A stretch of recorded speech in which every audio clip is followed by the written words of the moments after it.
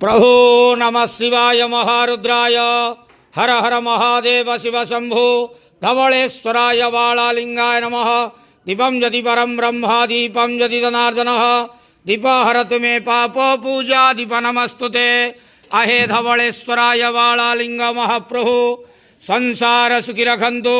आज पवित्र बकुल लगी अमावास्या शुभ शुक्रवार रे समस्त श्रद्धालु भक्त मान को आशीर्वाद करंतु, मनस्कामना पूर्ण करंतु, कर्म क्षेत्रोन्नति करंतु, ग्रहरिष्ट खंडन करंतु, जगतर मंगल करंतु, विश्वर कल्याण करंतु, आपणकर नाम प्रकाश करंतु, सेवकर डाक श्रवण करंतु, समस्त गुआवसा भक्त मानकर मनस्कामना पूर्ण करंतु।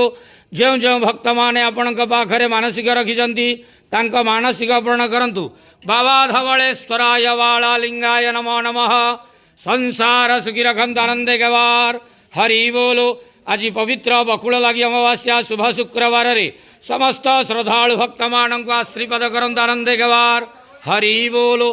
बाबा धवलेश्वराय वालालिंगाय नमो नमः।